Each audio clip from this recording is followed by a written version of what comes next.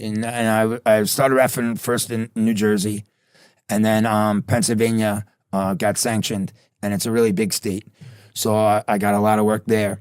And I was putting in a lot of time there, and I think a few months into being sanctioned, they had a show, UFC 101 in Philadelphia. And you went to the fight? And I worked it. I reffed that one. That's my first one, was 101.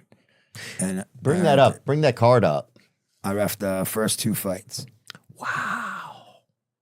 What was that like that first day? I mean, did you have your own like kind of green room? Was it a little bit different? What was that like? Just normal. Like, but you had to be so excited. Yeah, but how did you get it? I was actually so excited I didn't even know how to get in. So I've never gone to a venue without a ticket, right? So I didn't, and I didn't ask them. I didn't ask what I needed, and I got there and realized, how do I get in? So now I know. You have to have your credential, obviously. Right. So and I ended up getting it, but now I know how that works. But you just try to come in through the ticket way? I just got there and I was in the parking lot and was like, how am I getting in? I don't have a ticket. Yeah. So that was 2009. So who were the other referees? Do you remember on the card? Any of the same guys as now? There's some. I think some were still now. Maybe Mark Goddard.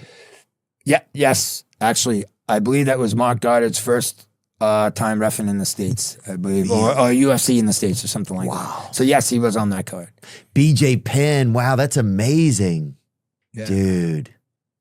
That's Forrest Griffin. Yep, it was. Wow. Yeah, Anderson Silva versus Forrest Griffin. So it was a while now, I guess, right? Yeah. Was there a fighter that you reffed for early before he got to the UFC that you saw like in amateurs and stuff? Yeah, a bunch of them, like Paul Felder. Paul's the best, huh? He's fearless. He's awesome. Could you tell then when you were seeing Paul then? Yeah, he's different level.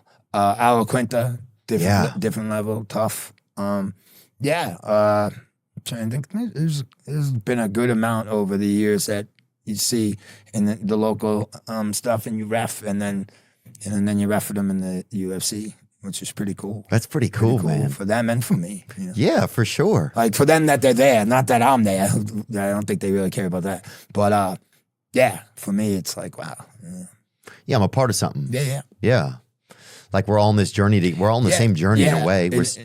As I said, it's like besides my family stuff, it's the most important thing that I'm gonna end up doing, and to see, you think about it, you ref them in the local scene, and they're healthy enough to get there, right? And you think you have something to do with that. That's a good point. So was there ever a fighter that you remember that stood out, that something happened in amateurs and they didn't make it, like someone that really stood out over the years? There's a lot of ones that you would say, oh, this guy's going to be, and they don't, it's a tough sport, right? So, and anyone that comes to mind that kind of like that you, not particularly name wise, but there's been guys where you go, wow, sky's the limit. And then they just, for whatever injury, or it's hard, like we were saying, you talk about having kids and stuff. I think, once you start having kids and stuff, the guys that have these families and they train like that, how much dedication that takes and sacrifice, like a lot. And women, who do the same. Like the men and women who do that, it takes a lot to do. So, at that level. When you see a guy going away, like, to a camp for 6 weeks, 8 weeks, 10 weeks to get ready. And a lot of times they're going to be away from their family. Maybe their family will come and visit on the weekends and stuff because, there's only a few places in America where it's like kind of premier training. And then you could go into the bout and lose in the first round, or, it's like it could end in first 30 seconds. Yeah. That's like training for the Olympics, taking last, right?